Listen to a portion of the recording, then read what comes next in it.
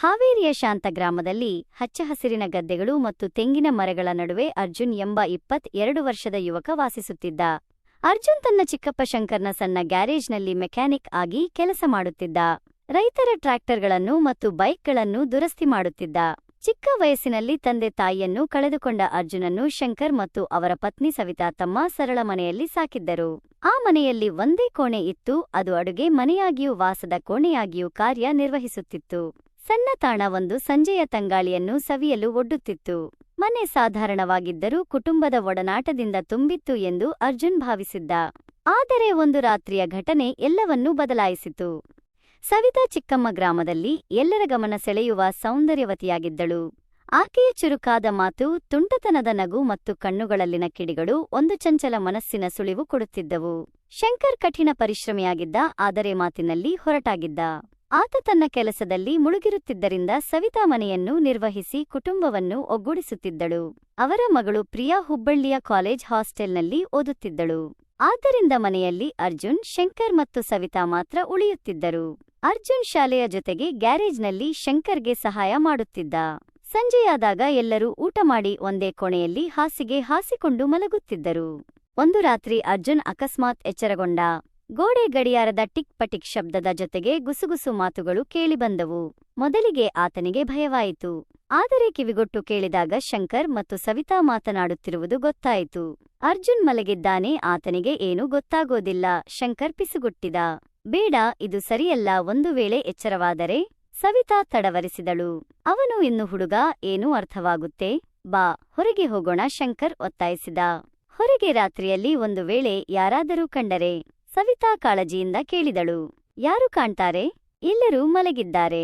ಚಂದ್ರನ ಬೆಳಕಿನಲ್ಲಿ ನಿನಗೆ ಗೊತ್ತಿಲ್ವಾ ಆ ತಂಗಾಳಿಯಲ್ಲಿ ಎಷ್ಟು ಸುಖ? ಶಂಕರನ ಧ್ವನಿಯಲ್ಲಿ ಒಂದು ತುಂಟತನವಿತ್ತು. ಅರ್ಜುನ ಮೈಜುಂ ಎಂದಿತ್ತು.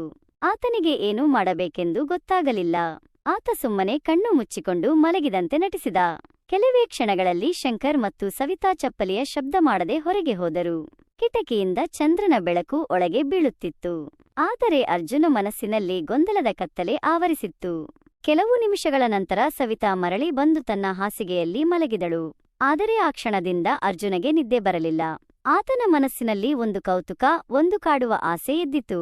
ಸವಿತಾ, ಆಕೆಯ ಆ ಮಾತುಗಳು, ಆಕೆಯ ಆ ತಡವರಿಕೆ, ಆದರೂ ಶಂಕರನೊಂದಿಗೆ ಹೊರಗೆ ಹೋದದ್ದು ಎಲ್ಲವೂ ಆತನನ್ನು ಗೊಂದಲಕ್ಕೀಡು ಮಾಡಿತು. ಸವಿತಾ ಮಲಗಿ ಅರ್ಜುನ ಹಾಸಿಗೆಯ ಕಡೆಗೆ ಒಂದು ಕ್ಷಣ ನೋಡಿದಳು. ಅರ್ಜುನ್ ಮಲಗಿದ್ದ, ಆದರೆ ಗೊತ್ತಿಲ್ಲದೆ ಆತನ ಕೆಳಗಡೆ ಒಂದು ತಪ್ಪು ಆಗಿಬಿಟ್ಟಿತ್ತು. ಸವಿತಾಳ ಕಣ್ಣು ಅದನ್ನು ಗಮನಿಸಿತು. ಆಕೆ ಒಂದು ಕ್ಷಣ ಆಶ್ಚರ್ಯದಿಂದ ನೋಡಿದಳು. ನಂತರ ಶಂಕರನ ಕಡೆಗೆ ತಿರುಗಿ, ಇದೇನಿದು? ಇವನಿಗೆ ಏನಾಗಿದೆ ಎಂದು ಗುಸುಗುಸುವಾಗ ಕೇಳಿದಳು. ಶಂಕರ್ ಒಂದು ಕ್ಷಣ ಚಂದ್ರನ ಬೆಳಕಿನಲ್ಲಿ ಆಕೆಯ ಕಡೆಗೆ ನೋಡಿ ನಗುತ್ತಾ, ಅದೆಲ್ಲ ಹುಡುಗರಿಗೆ ಸಾಮಾನ್ಯ ಸವಿತಾ, ಮಲಗಿದಾಗ ಹೀಗೆ ಆಗಿಬಿಡುತ್ತೆ ಚಿಕ್ಕವನಿಗೆ, ಈಗ ಆ ಗೊಂದಲದ ವಯಸ್ಸು ಎಂದು ತಿರುಗಿ ಮಲಗಿದ. ಸವಿತಾ ಒಂದು ಕ್ಷಣ ಸುಮ್ಮನಾದಳು. ಆದರೆ ಆಕೆಯ ಕಣ್ಣುಗಳಲ್ಲಿ ಒಂದು ತುಂಟತನದ ಕಿಡಿಯಿತ್ತು. ಹೌದಾ, ಆದರೆ ಈ ಗೊಂದಲವನ್ನು ಯಾರಾದರೂ ತಿಳಿಸಬೇಕು ಅಲ್ವೇ ಎಂದು ಆಕೆ ಗುಸುಗುಸುವಾಗ ಆ ಮಾತಿನಲ್ಲಿ ಒಂದು ಗುಪ್ತ ಆಮಂತ್ರಣವಿತ್ತು. ಅರ್ಜುನ್ ಎಚ್ಚರಗೊಂಡಿದ್ದರೂ ಸುಮ್ಮನೆ ಮಲಗಿದಂತೆ ನಟಿಸಿದ. ಆದರೆ ಆತನ ಮನಸ್ಸಿನಲ್ಲಿ ಒಂದು ಆಸೆ ಬೇರೂರಿತು. ಸವಿತಾಳ ಆ ಮಾತುಗಳು, ಆಕೆಯ ಆ ನೋಟ ಎಲ್ಲವೂ ಆತನನ್ನು ಒಂದು ಅಪಾಯಕರ ಕನಸಿನ ಕಡೆಗೆ ಸೆಳೆಯುತ್ತಿತ್ತು. ಆ ರಾತ್ರಿಯ ಘಟನೆಯ ನಂತರ ಅರ್ಜುನಿಗೆ ಸವಿತಾಳನ್ನು ನೋಡುವ ದೃಷ್ಟಿಯೇ ಬದಲಾಯಿತು. ಆಕೆಯ ಪ್ರತಿನಗು, ಪ್ರತಿ ಮಾತಿನಲ್ಲಿ ಒಂದು ರಹಸ್ಯವಿರುವಂತೆ ಭಾಸವಾಯಿತು. ಅರ್ಜುನ್, ಚಾಯ್ ಕುಡಿ, ಬಿಸಿಯಾಗಿದೆ. ತಣ್ಣಗಾದರೆ ರುಚಿ ಇಲ್ಲ ಎಂದು ಆಕೆ ಕಣ್ಣಿಟ್ಟು ಹೇಳಿದಾಗ ಆತನಿಗೆ ಆ ಮಾತಿನ ಹಿಂದೆ ಇನ್ನೊಂದು ಅರ್ಥವಿರುವಂತೆ ತೋರಿತು. ಹೌದು ಚಿಕ್ಕಮ್ಮ, ಬಿಸಿಯಾಗಿರುವುದೇ ಒಳ್ಳೆಯದು ಎಂದು ಆತ ತುಂಟತನದಿಂದ ಉತ್ತರಿಸಿದಾಗ ಸವಿತಾ ಒಂದು ಕ್ಷಣ ಆತನನ್ನು ತೀಕ್ಷ್ಣವಾಗಿ ನೋಡಿ ನಗುತ್ತಾ ತಿರುಗಿದಳು. ಆ ನಗುವಿನಲ್ಲಿ ಏನಿತ್ತೋ ಅರ್ಜುನನ ಹೃದಯ ಬಡಿತ ಜೋರಾಯಿತು. ದಿನಗಳು ಕಳೆದಂತೆ ಶಂಕರ್ ಮತ್ತು ಸವಿತಾಳ ರಾತ್ರಿಯ ರಹಸ್ಯ ಭೇಟಿಗಳು ಮುಂದುವರೆದವು. ಅರ್ಜುನ್ ಆಗಾಗ ಎಚ್ಚರಗೊಂಡು ಅವರ ಗುಸುಗುಸು ಮಾತುಗಳನ್ನು ಕೇಳುತ್ತಿದ್ದ. ಆತನ ಮನಸ್ಸಿನಲ್ಲಿ ಒಂದು ಆಸೆ ಬೇರೂರಿತು, ಹೇಗಾದರೂ ಸವಿತಾಳೊಂದಿಗೆ ಆ ರಹಸ್ಯದ ಭಾಗವಾಗಬೇಕು ಎಂಬ ಆಸೆ. ಆದರೆ ಆತನಿಗೆ ಭಯವೂ ಇತ್ತು. ಒಂದು ವೇಳೆ ಶಂಕರ್ಗೆ ಗೊತ್ತಾದರೆ, ಗ್ರಾಮದಲ್ಲಿ ಈ ವಿಷಯ ಹರಡಿದರೆ? ಒಂದು ದಿನ ಶಂಕರ್ ತನ್ನ ಸಹೋದರಿಯ ಮನೆಯ ಜಾತ್ರೆಗೆಂದು ಪ್ರಿಯಾಳನ್ನು ಕರೆದುಕೊಂಡು ದಾವಣಗೆರೆಗೆ ಹೋದ. ಅವರು ಮರಳಿ ಬರುವುದಕ್ಕೆ 4 ದಿನ ಬೇಕಿತ್ತು. ಮನೆಯಲ್ಲಿ ಅರ್ಜುನ್ ಮತ್ತು ಸವಿತಾ ಮಾತ್ರ ಉಳಿದರು. ಆ ರಾತ್ರಿ ಎಂದಿನಂತೆ ಇಬ್ಬರು ಕೋಣೆಯಲ್ಲಿ ಹಾಸಿಗೆ ಹಾಸಿಕೊಂಡು ಮಲಗಿದರು. ಆದರೆ ಅರ್ಜುನ್ಗೆ ನಿದ್ದೆ ಬರಲಿಲ್ಲ. ಚಿಕ್ಕಮ್ಮ ಇವತ್ತು ತುಂಬಾ ತಂಗಾಳಿಯಾಗಿದೆ, ನಿದ್ದೆ ಬರ್ತಿಲ್ಲ. ಆತ ಧ್ವನಿಯನ್ನು ತಗ್ಗಿಸಿ ಕೇಳಿದ. ಹೌದಾ, ಹಾಗಾದರೆ ಕಿಟಕಿತೆಗೆ ಚಂದನ ಬೆಳಕು ಒಳಗೆ ಬೀಳಲಿ, ಸವಿತಾ ನಿಧಾನವಾಗಿ ಹೇಳಿದಳು. ಆದರೆ ರಾತ್ರಿಯ ಬೆಳಕಿನಲ್ಲಿ ಎಚ್ಚರಿಕೆಯಿಂದಿರಬೇಕು ಗೊತ್ತಾ? ಆಕೆಯ ಮಾತಿನಲ್ಲಿ ಒಂದು ತುಂಟತನವಿತ್ತು. ಅರ್ಜುನ್ ಎದ್ದು ಕಿಟಕಿಯನ್ನು ತೆರೆದ. ಚಂದ್ರನ ಬೆಳಕು ಕೋಣೆಯನ್ನು ಬೆಳಗಿತು. ಸವಿತಾಳ ಮುಖ ಆ ಬೆಳಕಿನಲ್ಲಿ ಮಿನುಗುತ್ತಿತ್ತು. ಆತನಿಗೆ ಏನು ಮಾಡಬೇಕೆಂದು ಗೊತ್ತಾಗಲಿಲ್ಲ. ಧೈರ್ಯ ಮಾಡಿ ಚಿಕ್ಕಮ್ಮ, ರಾತ್ರಿಯ ಬೆಳಕಿನಲ್ಲಿ ಏನು ಸರಿಯಾಗಿ ಕಾಣುತ್ತಿಲ್ಲ ಎಂದು ಕೇಳಿದ.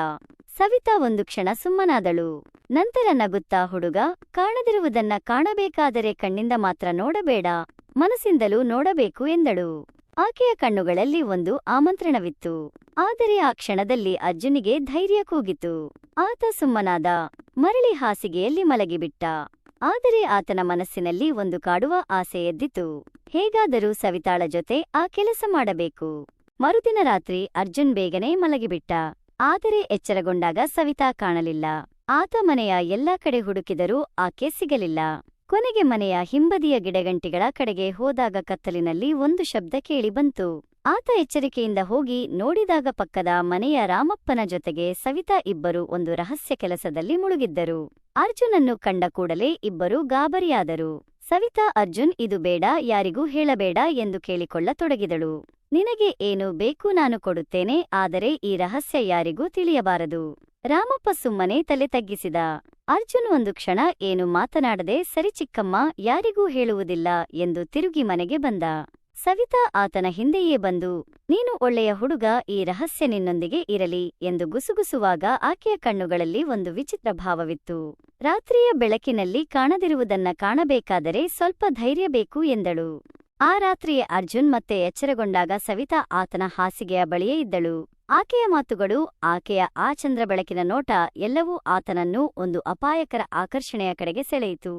ಏನು ಮಾಡ್ತಿದ್ದೀಯಾ ಚಿಕ್ಕಮ್ಮ ಎಂದು ಆತ ಗಾಬರಿಯಿಂದ ಕೇಳಿದ. ನಿನ್ನ ಮೇಲೆ ಸ್ವಲ್ಪ ಅನುಮಾನವಿತ್ತು, ಆದರೆ ಈಗ ನೀನು ಯಾರಿಗೂ ಹೇಳೋದಿಲ್ಲ ಅಂತ ಗೊತ್ತಾಯಿತು ಎಂದು ಸವಿತಾ ನಗುತ್ತಾ ಹೇಳಿದಳು.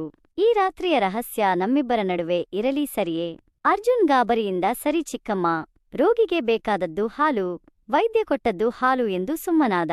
ಆ ದಿನ ಅಲ್ಲಿಯೇ ಅವರಿಬ್ಬರೂ ಸೇರಿ ಆ ಕೆಲಸ ಮಾಡಿಬಿಟ್ಟರು. ಮುಂದಿನ ದಿನಗಳಲ್ಲಿ ಅರ್ಜುನ್ ಮತ್ತು ಸವಿತಾಳ ನಡುವಿನ ಸಂಭಾಷಣೆಗಳು ಒಂದು ರಹಸ್ಯಮಯ ಆಟವಾದವು. ಆಕೆಯ ಪ್ರತಿ ಮಾತಿನಲ್ಲಿ, ಪ್ರತಿ ನೋಟದಲ್ಲಿ ಒಂದು ಆಮಂತ್ರಣವಿತ್ತು. ಆದರೆ ಶಂಕರ್ ಮನೆಗೆ ಮರಳಿದಾಗ ಎಲ್ಲವೂ ಎಂದಿನಂತೆ ಮುಂದುವರೆಯಿತು. ಅರ್ಜುನ್ ಆ ರಹಸ್ಯವನ್ನು ತನ್ನೊಳಗೆ ಇಟ್ಟುಕೊಂಡು ಆ ಚಂದ್ರ ಬೆಳಕಿನ ರಾತ್ರಿಗಳನ್ನು ಕನಸಿನಂತೆ ನೆನೆಯುತ್ತಿದ್ದ. ಈ ಕಥೆ ನಿಮಗೆ ಇಷ್ಟವಾದರೆ ಒಂದು ಲೈಕ್ ಕೊಟ್ಟು ನಮ್ಮ ಚಾನೆಲ್ಗೆ ಸಬ್ಸ್ಕ್ರೈಬ್ ಮಾಡಿಕೊಳ್ಳಿ.